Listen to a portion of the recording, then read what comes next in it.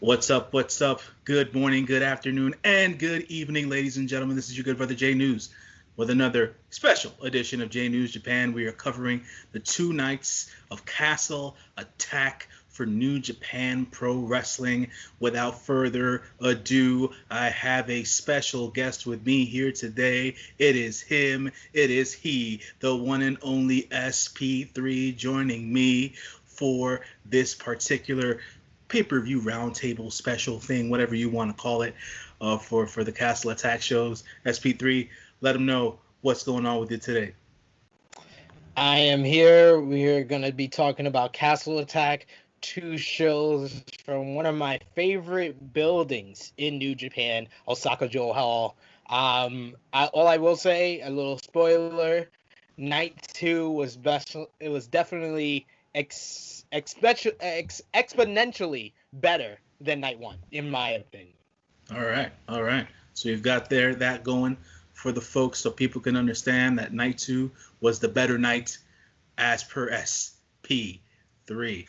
Folks, before we start the review of Castle Attack Nights 1 and 2, our fearless leader makes sure that I do this all the time. Make sure that you like, comment, share, and subscribe to True Heel Heat YouTube channel. Good brother J News, the one and only SP3. You know how it goes down. Make sure you click the clickety clacks and do the damn thing for us on the channel. But let's get the ball rolling here. We're talking about Night 1, which took place on February 27th, Saturday, live at Osaka-jo Hall. 1,846 New Japan Pro Wrestling fans in attendance. 6-man tag team action started off the night. We had Satoshi Kojima, Hiroyoshi Tenzan, and Hiroshi Tanahashi going up against those United Empire boys, Jeff Cobb, Will Ospreay, and the Great Okan. This match lasted about 10 minutes and 22 seconds. What can I say about this 6-man tag team match, which hasn't been said before about any other 6-man match that happens on New Japan Pro Wrestling?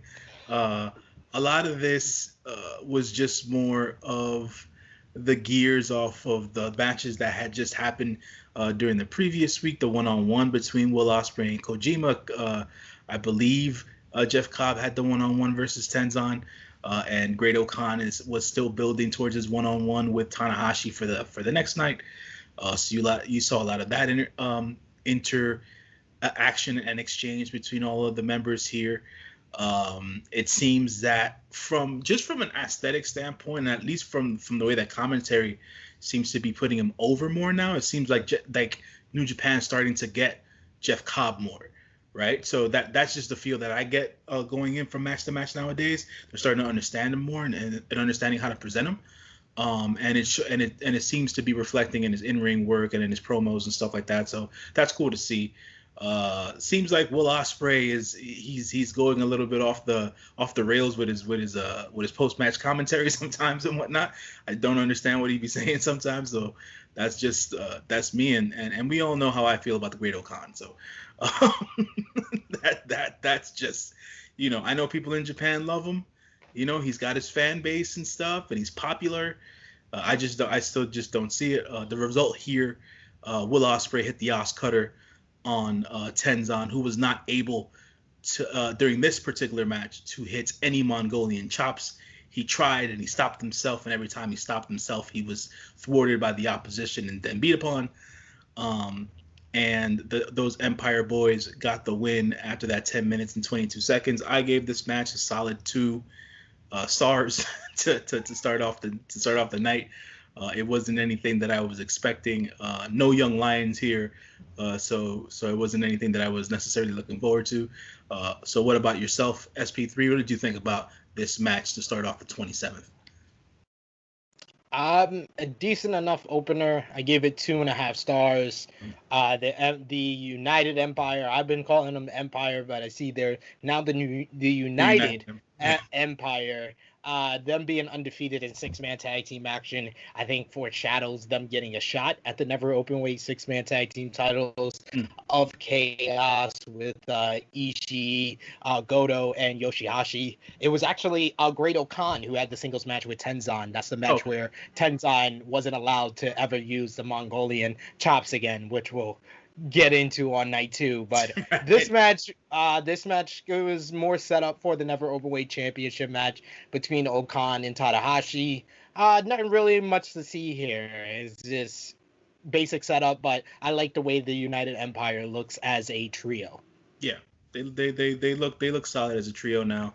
Way better than they did before when they first started. So, it just takes time for people to get acclimated to one another and stuff like that, and get those that chemistry flowing. But on to match number 2, we had a special singles match here between Tanga Loa and Yoshihashi of Chaos Faction fame here. This match went 12 minutes and 58 seconds. I actually was, for whatever reason, I was looking forward to this match because of how Yoshihashi's turned the corner in the last year and a half and whatnot. And they've been really pushing Tanga Loa with the single stuff within recent months and stuff like that. And I've never been his biggest fan on the singles tip or whatever. So, it was a decent match. I'm not going to say it was anything bad. Tanga Loa won this match, hitting the ape shit on Yoshihashi. I didn't think it was much of a contest because it just seemed like Tanga Loa was in control for the majority of the match. So that's my take on it. I would say it's a solid 2.5 here, just because it didn't include any New Japan dads. So it is what it is. But that's my thought process on it. What did you think about this, SP3? What were your thoughts on this match? I came into this match with very low expectations, and they exceeded it very well. I thought this was a good match. Yoshihashi has been improving very much so in the past year, especially ever since the G1 climax. And there's just another example. Tanga Loa doesn't have that much experience in singles competition. Third singles match in New Japan Pro Wrestling. So he definitely has potential as a single star as well. He has the power in training, which he uses very well. Sure. Josh played a good underdog against him. So I like this match. I enjoyed it. I gave it 3 stars. All right. Sweet. But before the match when the match ended, Tama Tonga came in the ring and he started attacking Yoshihashi. Out came Hiroki Goto to make the save. Ref Kenta was still in the ring. They cleared the ring. It was Goto. It was Tama Tonga. Ref Kenta sent for the ring. They rung the bell. The match automatically started. First time I had ever seen that in a New Japan Pro Wrestling show. It just gave me Raw vibes for whatever reason. But it was a good quick start. The match didn't last very long. 6 minutes 39 seconds here. Hiroki Goto doing his best to just overcome Tama Tonga, using Tama Tonga's speed against him in that short spurt of time, and he was able to hit the GTR to get the win here. So the Chaos Boys split those matches with the G.O.D. here. So that had to do a lot with the 28th match for the Heavyweight Tag Team Championships as well. Special one-on-one matches here on the 27th, and they had their title match on the next night here.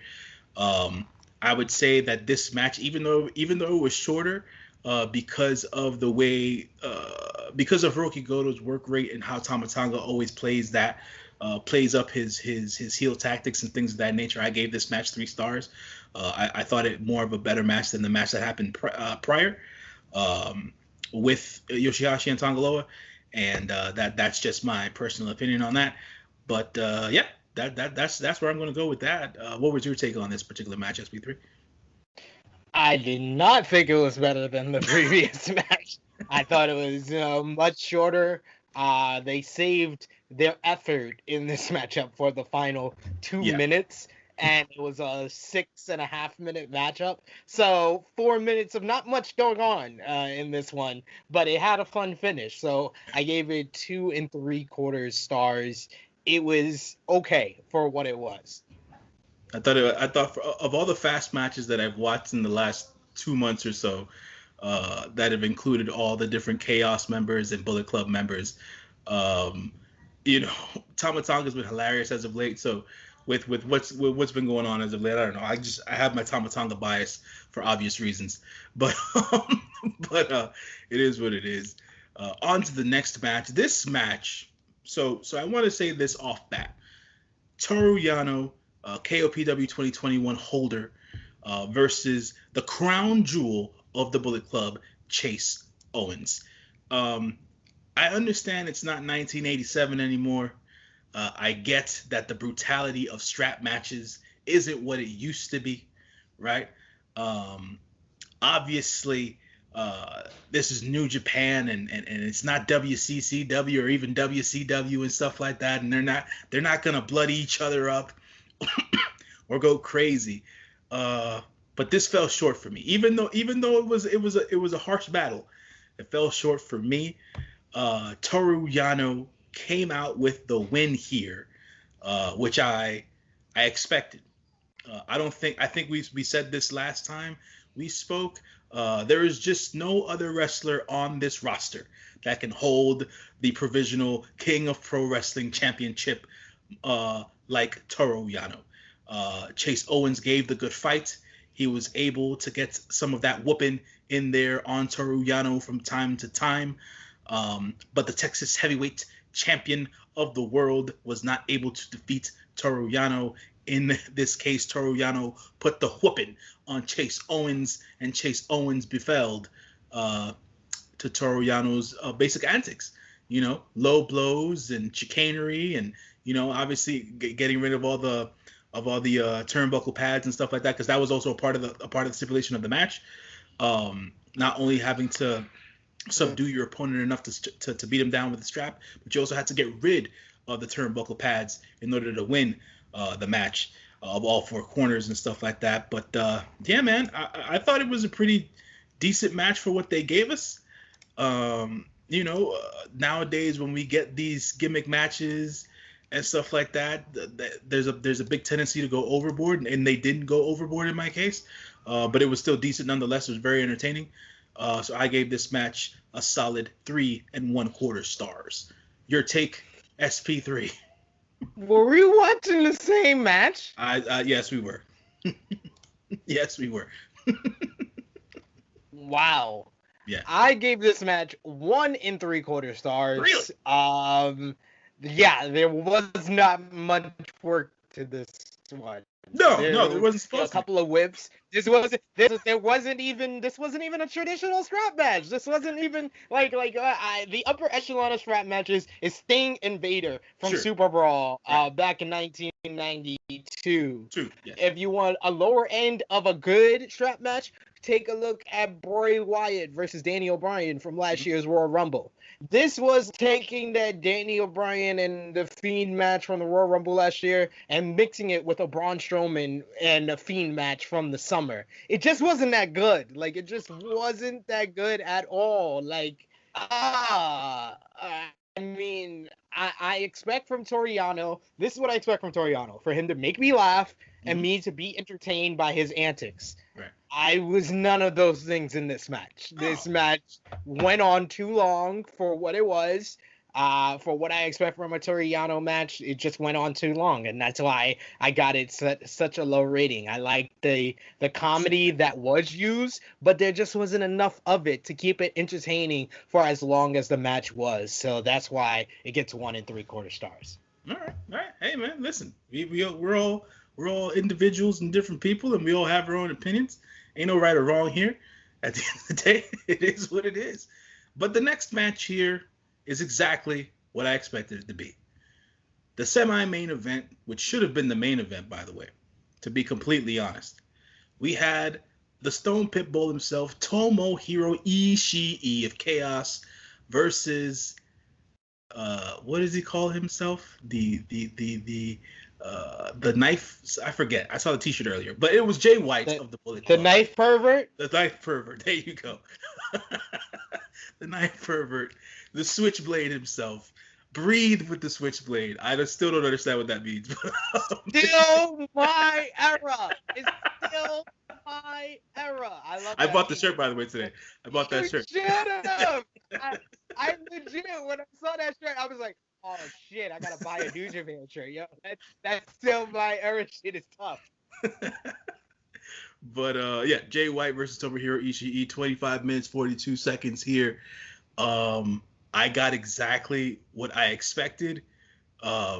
Because it's Ishii and because it's Jay White. The storytelling is always going to be on an elite level when it comes to Jay White matches.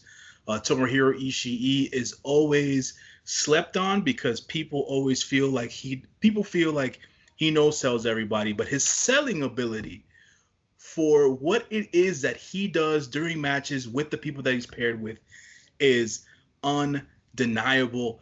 Just the story of Jay White having to work his midsection, and he did it, and essentially it was on one side for the right side, and then he started going at the other side as well and stuff like that. So Jay White was trying to do his best to just injure Ishii and get him down and work that rib cage section and things of that nature. He was trying with the low blows and whatnot. Jay White was just being Jay White, but at the end of the day, he was able, that last, I would want to say 2 to 3 minutes, right? With the exchanges and everything in between of Jay White, they were like trying to reverse each other's suplexes and brain busters and things of that nature.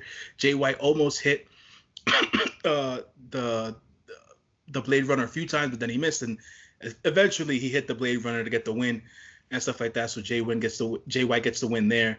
But fantastic match. I gave this one 4 3/4 stars because it's Ishii at his finest, and Jay White is just that good at this point. I've been a fan of Jay White for a couple of years now, and like he's the personification of what Edge said to Finn Balor on NXT. Jay White is operating on another level. That's my take on Jay White currently right now on New Japan Pro Wrestling.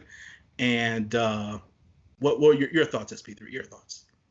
This was a great match. I also agree with you. This should have been the main event of the evening.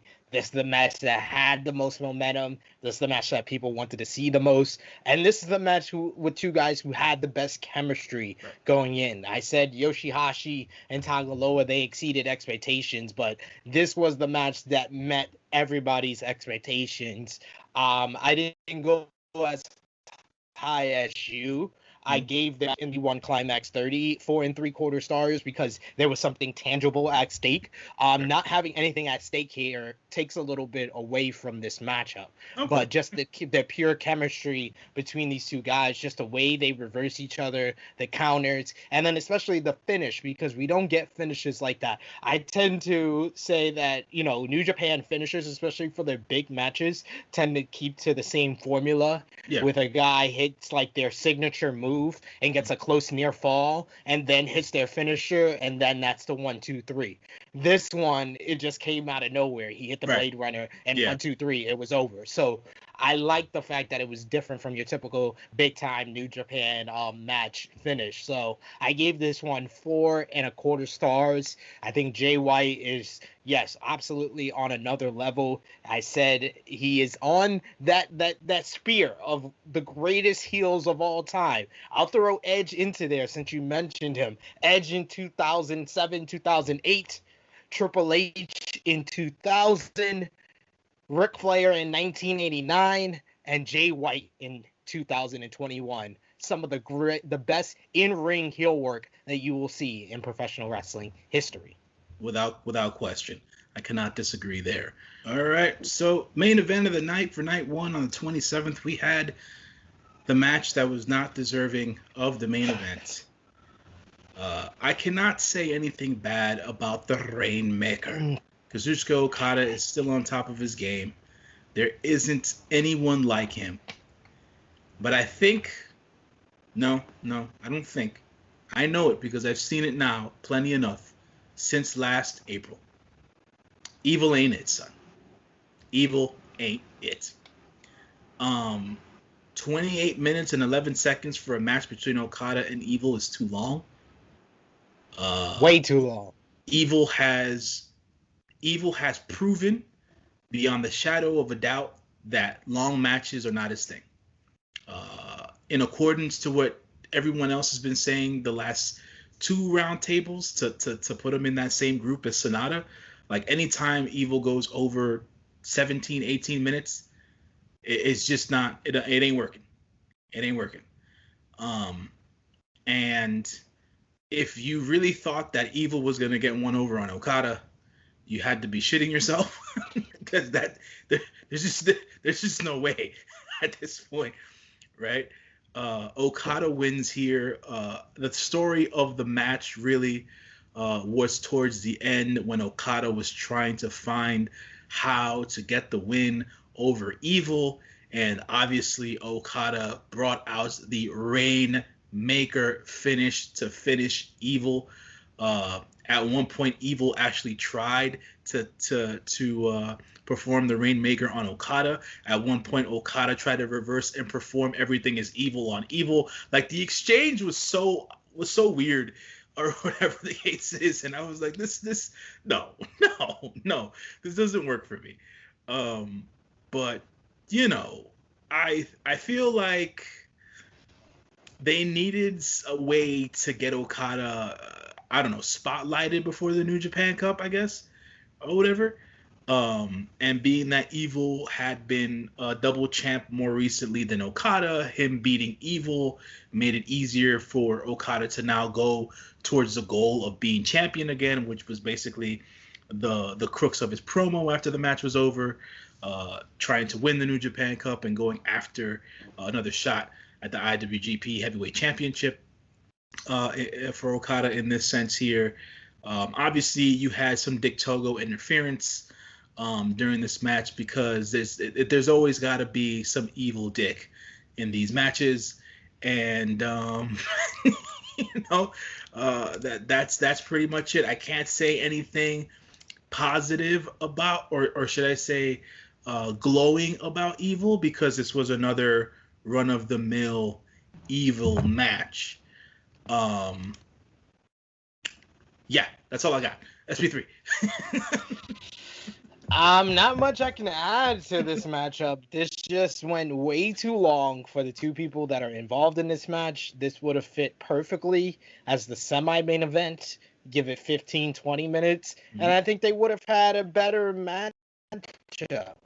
But this is the Okada epic, and although the finishing, crescendo was good, it just wasn't what we expect from a long, almost 30-minute matchup from Okada. And a lot of that goes down to Evil.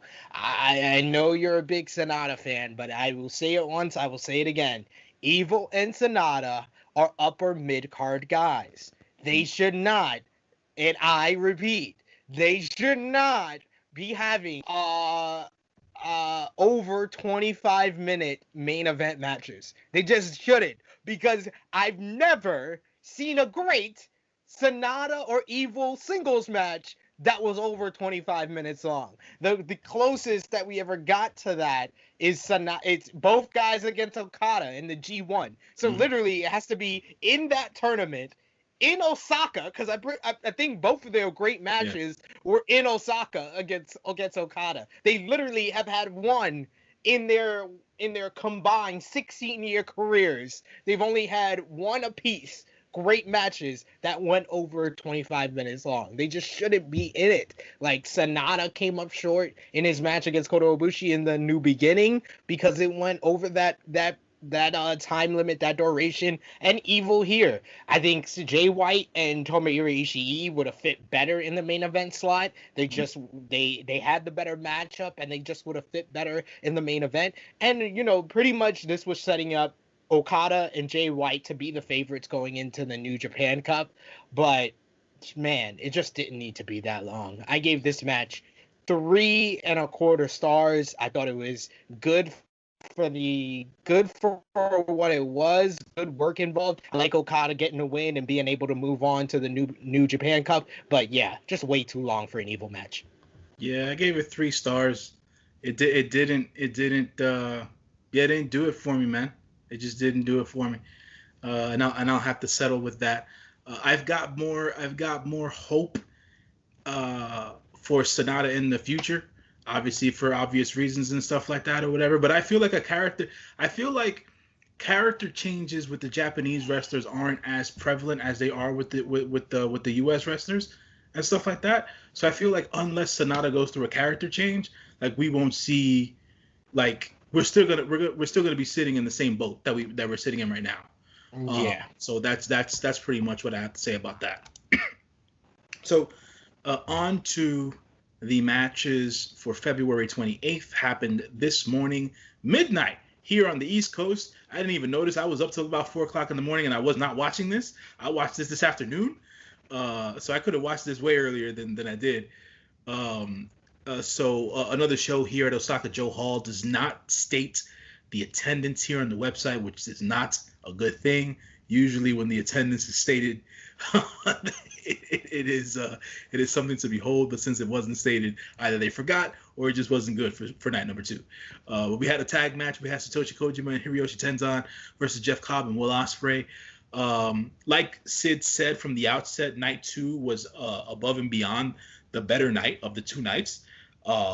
This match here, even though it lasted 10 minutes, gave me much more drama than the 6-man tag that had previously happened in the night before, and then the individual matches that had happened during the Road 2 matches and stuff like that or whatever. So I was, for me, anytime you see Satoshi Kojima win with the Lariato and whatnot, it's usually over one of the young lions. But when he put it on Jeff Cobb, I was like, nah, man, Jeff Cobb gonna kick out of this shit, man. He gonna find a way to like pick him up off the ground, and then he beat Jeff Cobb, man. He beat Jeff Cobb. And to piggyback off of what I said earlier, in this matchup, we saw Hiroshi Tenzan do something he shouldn't have done. He lost the rights to hit the Mongolian chops in that one-on-one match in New Beginning against the Great Khan. And out of nowhere, Tenzan said, fuck it. I'm going to hit everybody with the Mongolian chops. And he got everybody with the Mongolian chops. And he cleared house, according to Chris and the returning, I love to hear it, the returning Gino Gambino and Kevin Kelly. There might be some repercussions for Hiroshi Tenzan in the future here because he used the Mongolian chops. Like I said, 10-minute match here. Good work from everybody from everybody here. I'm not too sure where the story is going necessarily, right? There was some confuzzlement between Jeff Cobb and Will Ospreay earlier in the match, which doesn't usually happen between Jeff Cobb and the Great Khan. So I'm not sure if they're trying to build some sort of a story there between those two. Will Ospreay's character work as of late hasn't been on the extreme like it was during Wrestle Kingdom and even New Beginning, where he was coming out with the suits and sitting in the chairs and he had the glasses and like he was playing a character, and I was digging it because he was going over the top, And as of late, it hasn't really been there outside of like his, I don't know what the hell he's saying half the damn time during his post-match press conferences and stuff like that or whatever. So it is what it is. But good work from everybody here. I gave this match a solid 2 3/4 stars to start off the night. Your thoughts on this match, SB3? I gave this 3 stars. This was a much better opener than night 1. Kojima and Tenzan winning here legitimately shocking, because I was just like, this is the best tag team that the United Empire could put out there in Will Ospreay and Jeff Cobb. Sure. And, I like the story told in the match that this was the first time that they had a tag team match with just those two against anybody. So the miscommunication, them coming up short, all makes sense. It's all a part of the story. Right. And I enjoy stuff like that. And I enjoy Kojima. It seemed like Kojima, they were taking him out back, putting him out to pasture. And he just said, no. Like he didn't do like Big Show and deny the gunshot to the back of the head by signing with AEW. He said no with a lariato to Jeff Cobb, and I think that Kojima earned his spot in the New Japan Cup because he had a great match with Will Ospreay at the New Beginning in Nagoya. He had a great performance here. Tenzan, however, is the reason why the United Empire should get a reverse decision win over Kojima and Ten. Like, why the fuck did we deal with this shit for a month of them saying, oh, if he uses the Mongolian drop, oh, he's gonna get suspended, he's gonna get fined, oh, he's gonna lose the match, and then he uses it, and then nothing fucking happens. Like, what the fuck? It was like, dude, why the fuck were you? And after a month. Like, you couldn't do this, like, 2-3 months down the road after a fucking month. This was the second point in less than 3 or 4 weeks that New Japan reminded me of WWE. Yeah. And, you know, the first time was with the Okada Evil matchup coming right after the tag team match. Yeah. And then right here, this was another instant where they just really just did the microwave booking. Like, they did not need to do this after a month. They could have took time to tell the story, but no. They had him use the Mongolian chops after a month of not using it. That was my main down point. But other than that, good work all around. I just want more of the Union Empire. All right. Fair enough. Next up, another of the million 6-man tag team matches that happened during these shows. We had Chaos members Toru Yano, Tomohiro Ishii, and Kazuchika Okada up against the Bullet Club boys, Chase Owens, the Crown Jewel, Jay White, Switchblade, and Evil. 8 minutes and 35 seconds. Folks, I am always transparent with everyone during my recordings, even when our fearless leader is with us. I slept through this match. I'll say this. And I'll say this, look, I wasn't expecting anything out of this match necessarily. Jay White already got his win over Ishii. He's one of the favorites going into the New Japan Cup. Okada got his win the night before over Evil. He's another favorite in the New Japan Cup. Chase Owens and Toru Yano had their match. This was just filler. 8 minutes, 35 seconds. Okada tapped Chase Owens out with the money clip. There wasn't anything I can say that was special about this match, or that stood out. SP3, your thoughts, sir? This 6-man tag team match will be remembered for the comments made during the entrance by Gino Gambino. One of his quotes ever by a commentator when he said to Kevin, "We all need some dick in our life, Kevin." That was the greatest thing I've ever heard from a commentator in the history of professional wrestling. And I've watched a lot of professional wrestling, ladies and gentlemen, but that was one of the greatest lines ever, to the point that Gino retweeted my tweet saying that. And he said, "Can you forgive me?" And yes, I can forgive you, Gino, because that was great. The match itself was all right. It was decent. I like this whole Bullet Club series of matches. I think we're gonna get back to Okada and Switchblade. I think that's the money match between Chaos and Bullet Club, and I think that's where we're heading to, maybe in the New Japan Cup or maybe later down the road. But I like the work involved here. I liked it better than the Chase and Yano match from yesterday, and probably even better than Evil and Okada from yesterday as well. But I gave this match 3 stars. All right, that's solid, man. That's solid. I gave this 2.5 because I didn't think it was better than the first match, so it is what it is. Third match of the night, we had a match here for the IWGP Heavyweight Tag Team Championships.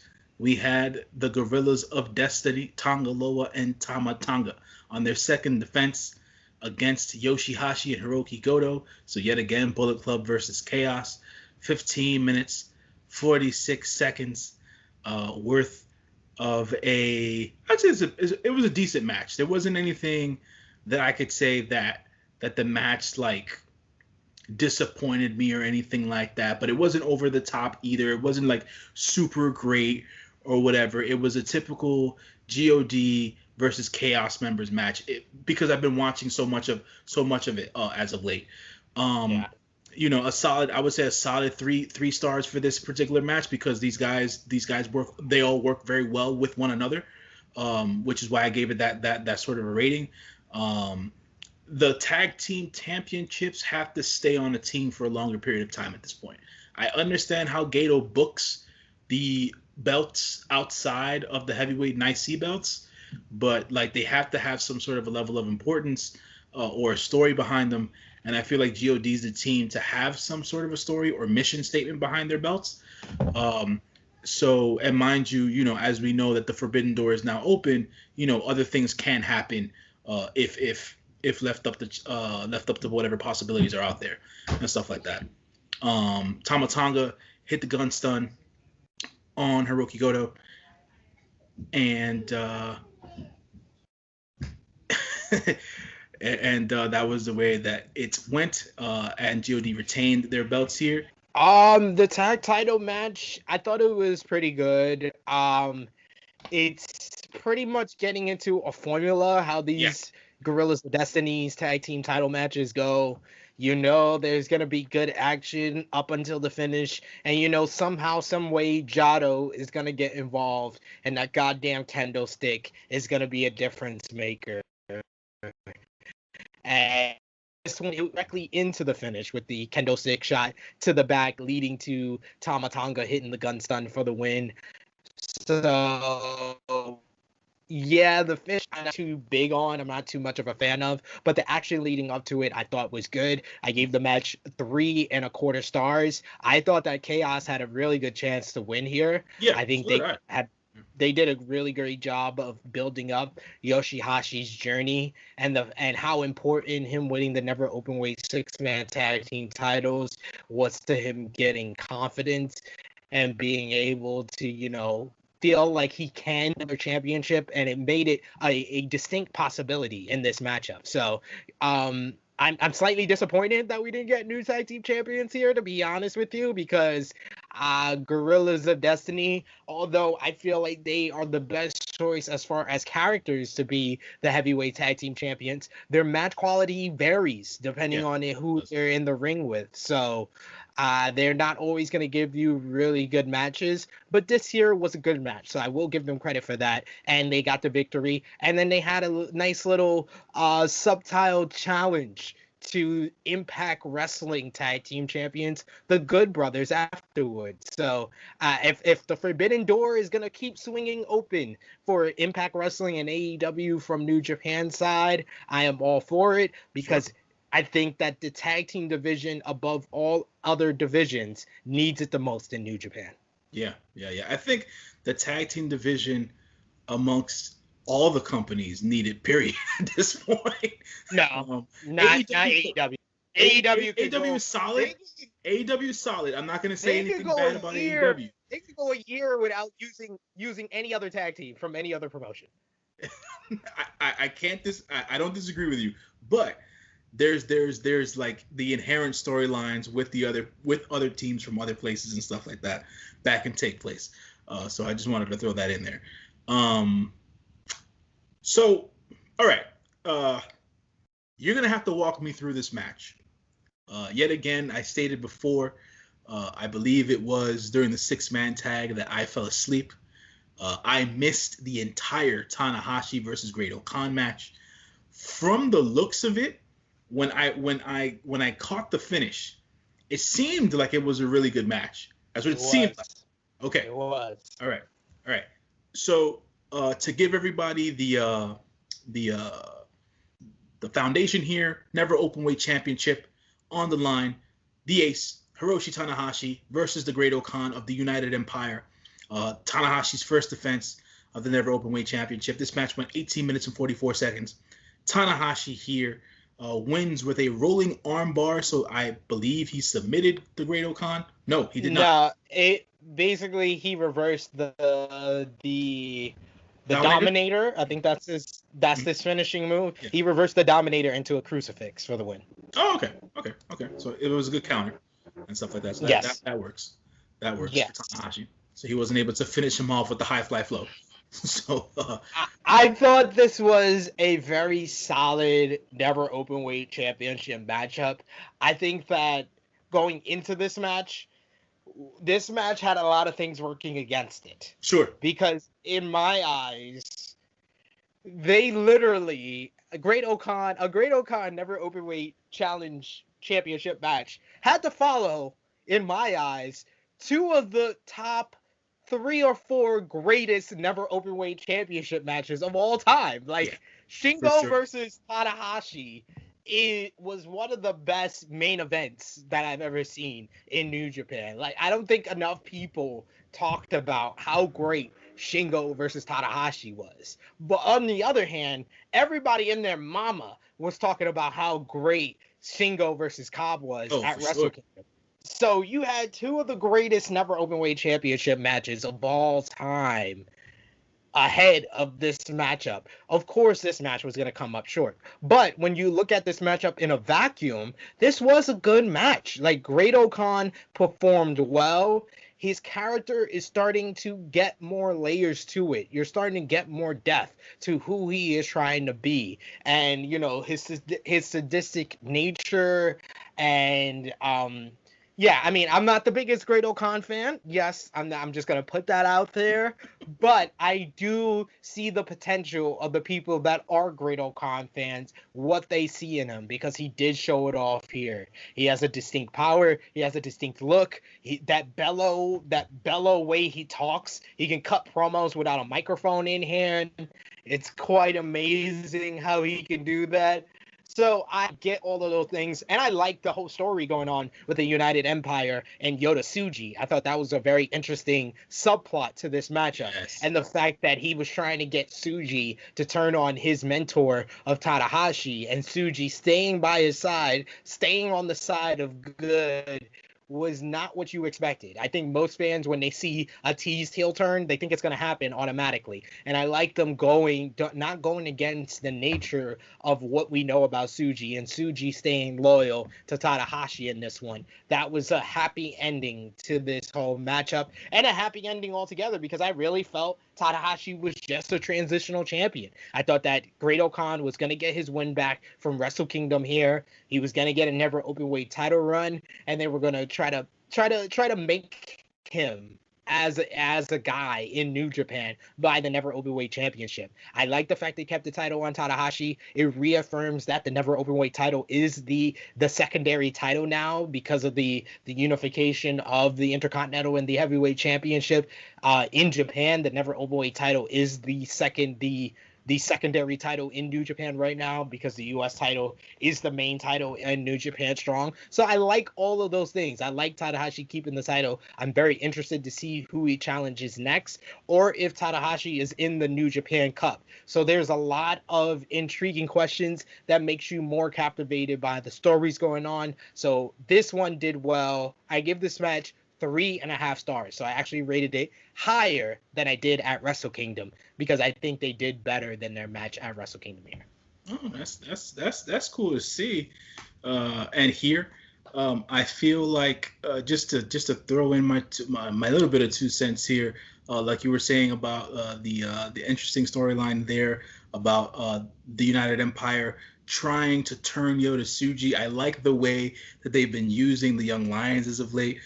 Jay White taking Uemura as his young boy and stuff like that after matches and stuff like that, basically being his bag boy, but at the same time trying to turn Uemura as well and stuff like that. So I like the way they're using the Young Lions now outside of their matches individually. So that's a plus. I'm with you, man. I don't necessarily know where Tanahashi's going to go next, who his next challenger is going to be. He's going to be in the New Japan Cup. I mean, there's no way around it. The Ace will be in the New Japan Cup. I'm sure the Great Okan will be in the New Japan Cup as well. All those Empire boys will be in the New Japan Cup. And we'll see what develops from all that going forward. That being said, semi-main event here. We had, have to mention this because I didn't do an update for all of the Road to Castle Attack shows from the week. Unfortunately, SP3's favorite, the one and only ticking time bomb, Hiromu Takahashi, suffered an injury during a match during the week. He is going to be out for 6 to 9 months, if reported correctly. That is sad because within the last 2 years, we haven't really gotten a lot of Hiromu. So now there's just more time that we're going to get less of Hiromu here.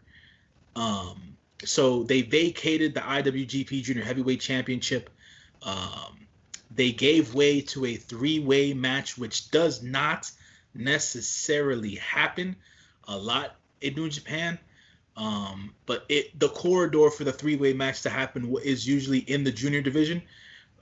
So we had representing Los Ingobernables de Japón, we had Bushi on one end. We had El Desperado from Suzuki-gun and El Phantasmo of the Bullet Club here. 23 minutes, 12 seconds.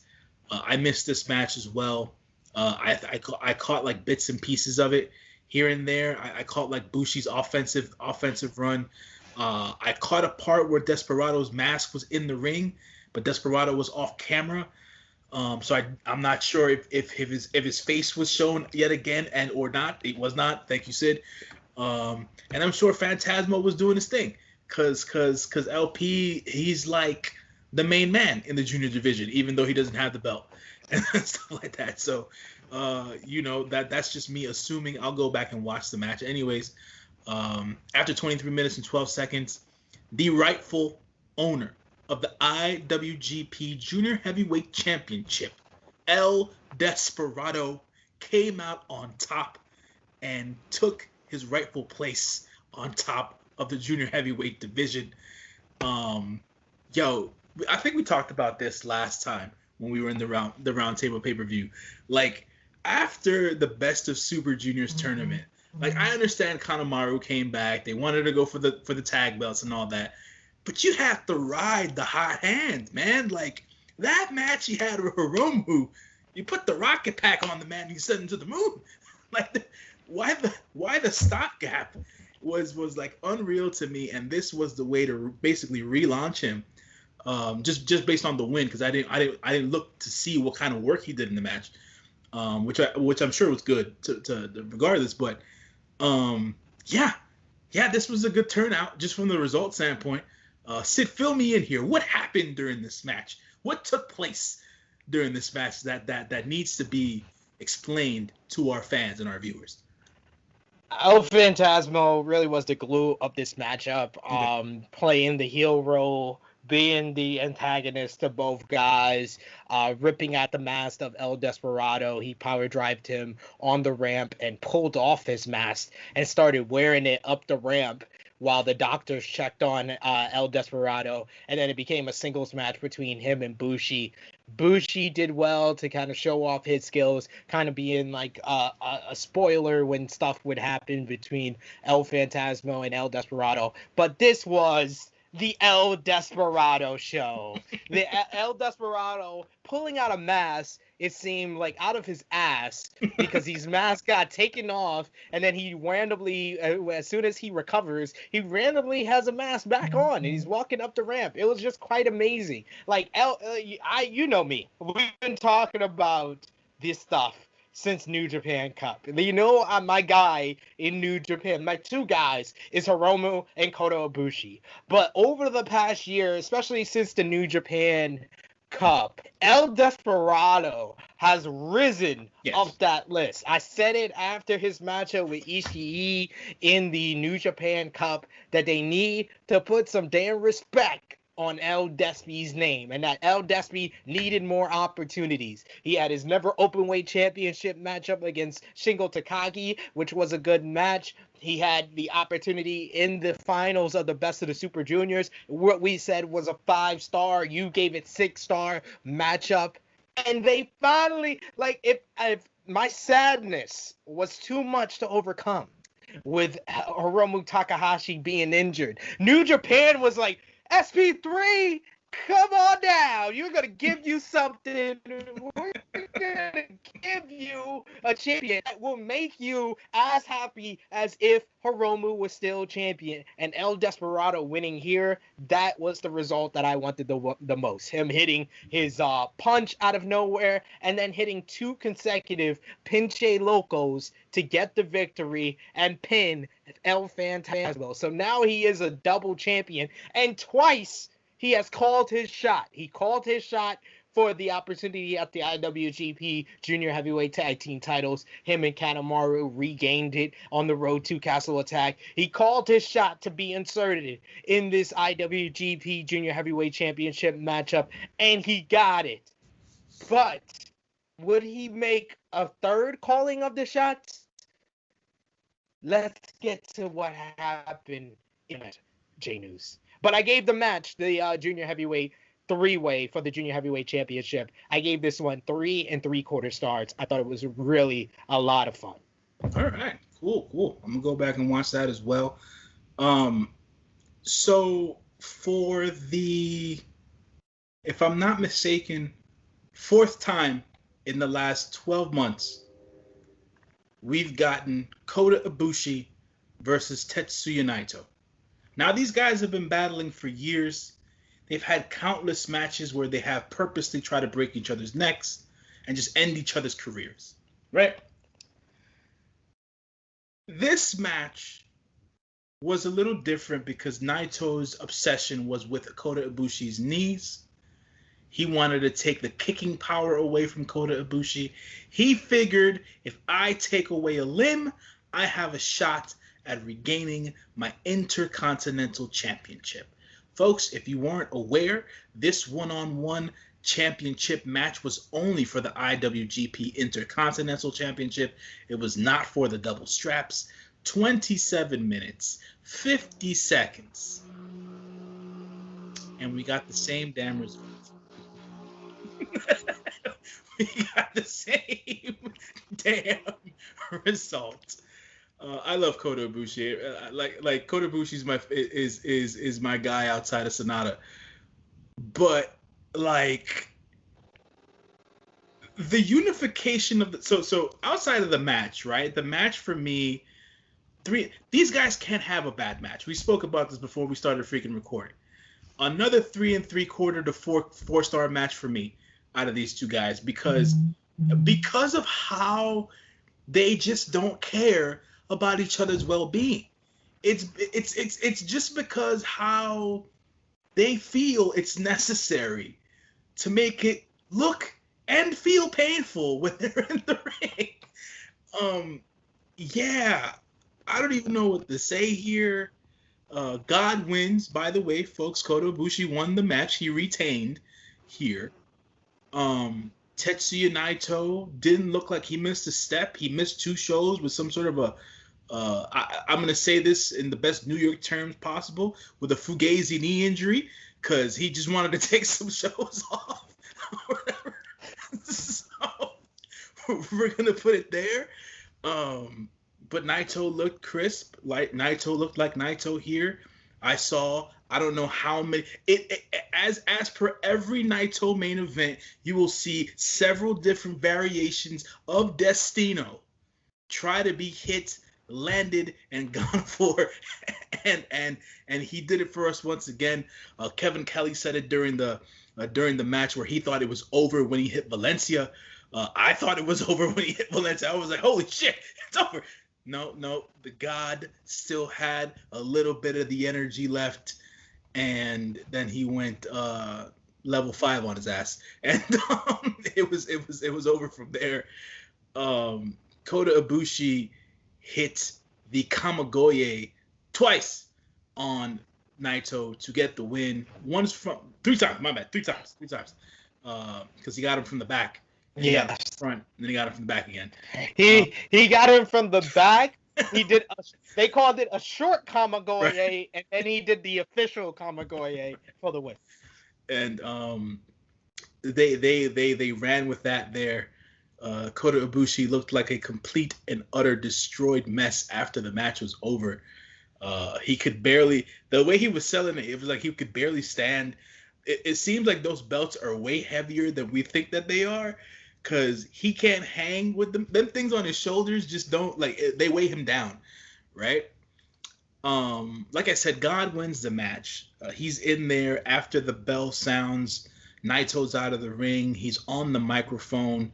And slowly coming down the rampway, we see a masked man with 3 belts, 2 around his neck and 1 in his left hand, coming into the ring, saying, motioning, no disrespect, no disrespect.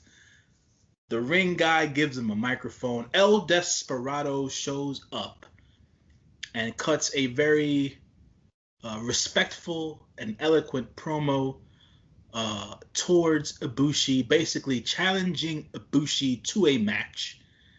I'm not sure if this is going to be for the straps or for the titles. He just challenged Ibushi to a match because he is now a different wrestler. Me speaking of Desperado, he's a different man than the man that faced Ibushi 7 years ago. He definitely challenged him for the belts. Oh, he challenged him. There you go. He challenged him for the titles. So he challenged him for the titles.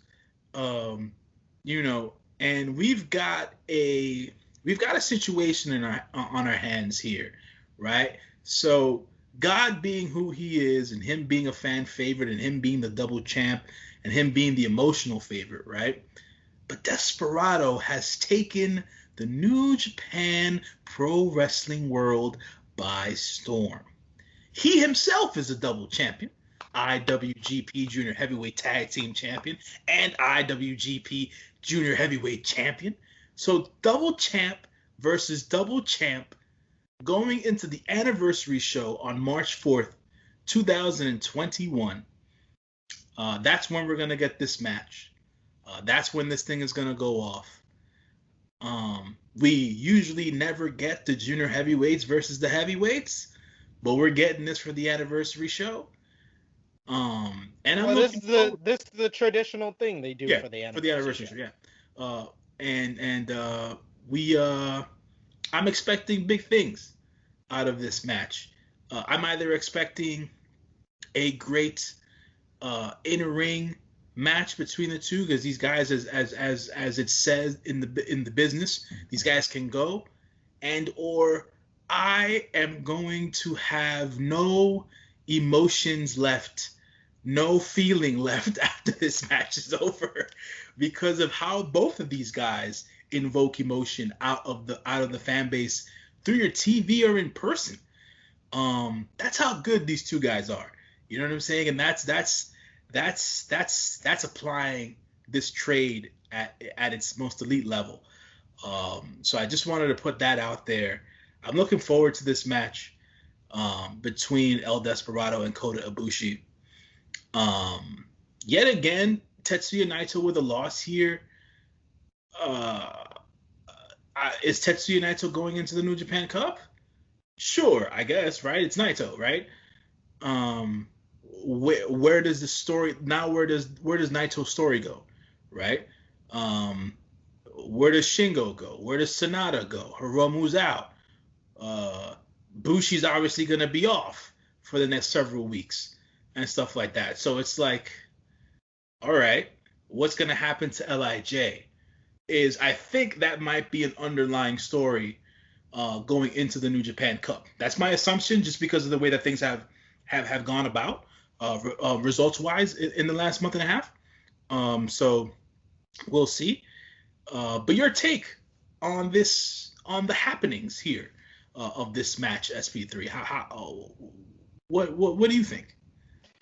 The match itself was a different type of Naito and Ibushi match. I haven't seen all of their previous 9 matches, but for the most part, I have, and they always are able to make you cringe within 5 minutes of somebody dropping on the other's neck. This one had more of a grounded start to it, which made the later stages where they took the insane bumps, like the deadlift German suplex from the apron, and moves like that. It made it greater because of how grounded the original first 10 minutes of the match. Like, those two guys really are really good technical wrestlers, and they were able to show that in the early portion of this.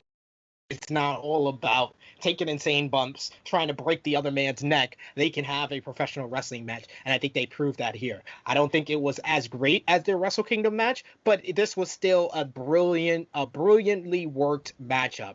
Both guys are among the best wrestlers in the world, and they proved that here. I gave this match 4 stars. I thought this was a really good main event, and it fit in the main event slot.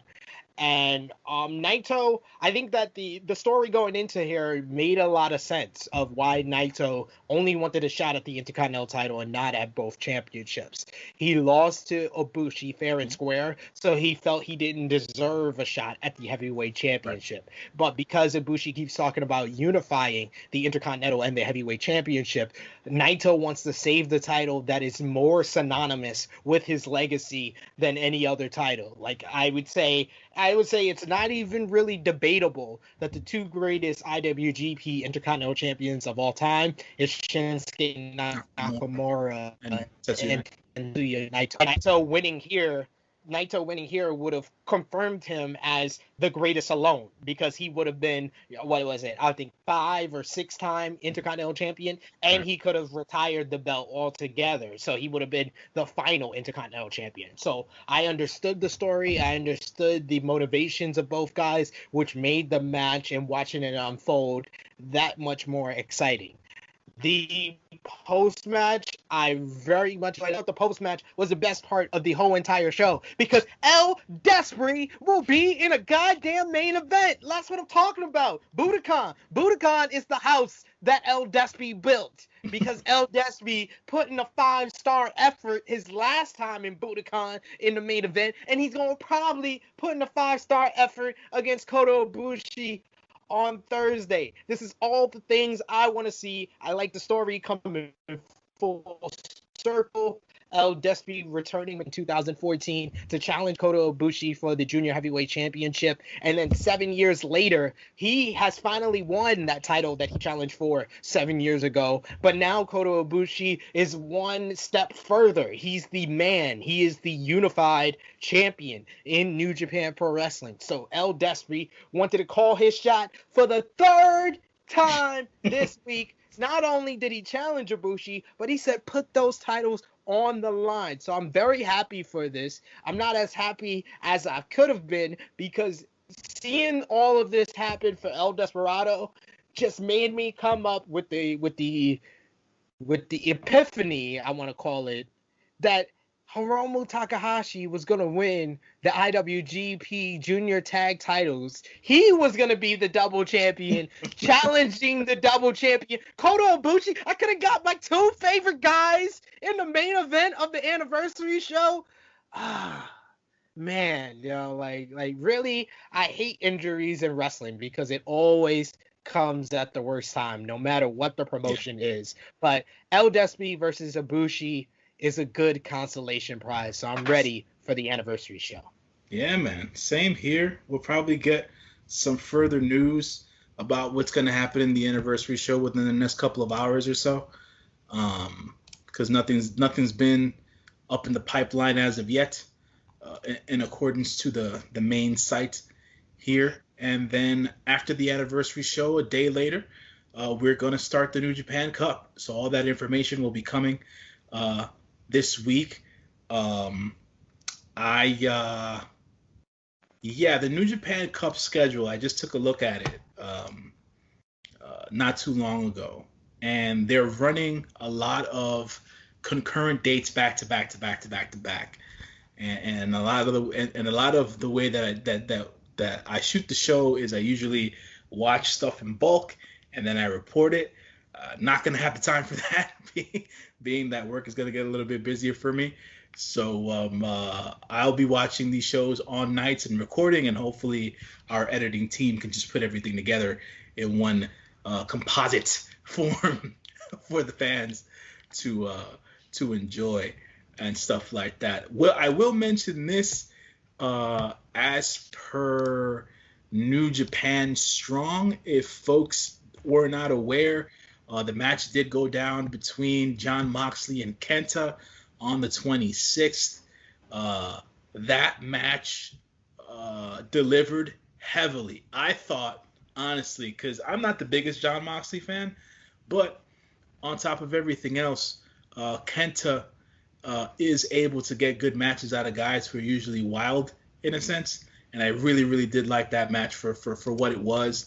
That show itself, New Japan Strong, that aired on the 26th of February, was a banger in my estimation. Good 8-man tag to start, then the one-on-one between Ren Narita and Chris Dickinson. That outcome was not expected, but it was really good. And Jon Moxley retained the IWGP US Heavyweight Championship against Kenta in a 15-minute match. I wanted to mention that here because I'm not going to shoot a video for that, so I might as well just fit it in while I have Sid with me here now. Your thoughts on this match, because our True Heel Heat social medias posted about this match about a day and a half ago, I think, and whatnot, trying to get commentary and feedback from the True Heel Nation. SP3, what were your thoughts about this U.S. Heavyweight Championship match between Kenta and Jon Moxley? I thought it was really, really good. Yeah. Very hard hitting. Mm-hmm. Very smart how the both guys work this match, because you're in an empty arena, has to be worked differently. I'm not someone that watches New Japan Strong all the time. I let my good brother Jay News tell me what happens on New Japan Strong most weeks, but this was one that I had to watch, so I think New Japan did a good job of promoting the match, although it didn't have as much buzz as I wish it had before the match. I think they could have done a better job the week of to promote the match, but I thought this did pay off, and it did deliver on the hype. I gave the match itself 4 stars, but I think I honestly would have gave it more stars, but it was only less than 15 minutes. Yeah. Like, I think that it could have had 5-6 more minutes and been that much better. Yeah. No, I definitely agree. I also gave the match 4 stars and stuff like that. I know that the True Heel Nation is very used to me reporting back on what happens on New Japan Strong and staying intact with the talent here. I'll be back next week to start fresh, to start anew. Just to give everybody the rundown real quick on the show from the 26th, 8-man tag that started off. I spoke about Brody King in my last New Japan Strong review, and the dude needs to be on a bigger pedestal, on a bigger stage, and I'll continuously say that the dude's super talented. He had this unique effect on his tag team partners in this 8-man tag, where everybody came to the ring with their ski masks on, with their Brody King ski masks on, having that Brody King energy, going up against a group of young lions, the DKC, Kevin Knight and Clark Connors and TJP. Like I said, the future for New Japan is bright, especially with the young lion crop that they have now via in Japan or in the US.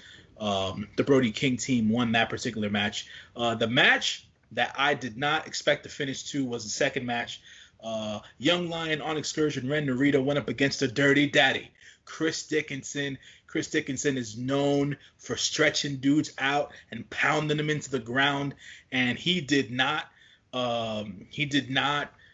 hesitate to do that to Ren Narita. But after basically 8 minutes of a match, Ren Narita went into a submission exchange with Chris Dickinson. He put the Narita special, numero 3, on Chris Dickinson, and the Dirty Daddy tapped out. Ladies and gentlemen, when we don't usually get to say that New Japan Pro Wrestling is putting the rocket pack on anybody. But for all intents and purposes, New Japan Strong is their low-end level show, is their US-based show. Ren Narita has beaten Bateman, and now he's beaten Chris Dickinson. If that ain't the rocket strap for New Japan Strong, I don't know what is at this point. Ren Narita is on he's ascending, and he's ascending way faster than Carl Fredericks ever did when he was in New Japan proper, when he was a young lion. because they really fell in love with Carl Fredericks over there. So just me seeing the way that they're aligning Ren Narita, and props to the pros, props to Bateman and Chris Dickinson for even going with that shit. You know what I'm saying? Because they can pull rank, they can pull card and be like, no, we don't want, I can care less. You know what I'm saying? But they're getting the kid over. He's looking good. And I think he's like Shibata's prize pupil at this point. So that was cool to see. So I wanted to get this in to this particular recording as well with SP3, because usually I do this stuff by myself. But being that the U.S. Heavyweight Championship match was involved in this particular show, I might as well just have gotten it out of the way. So, folks. So even though this is not a roundtable, I think it's only fair for Castle Attack, the 2 nights, we do match of the night or match of the 2 nights, right. MVP, LVP, thumbs up, thumbs down. So what was your match of the night for the 2-night Castle Attack event? Jay White, Tomohiro Ishii. It's tough between that and Naito and Ibushi, but I'm going to go with White and Ishii as well. MVP for the 2-night Castle Attack event. MVP. I will start it off, and I will say, my boy, El Desperado. Put some respect on El Despi's name.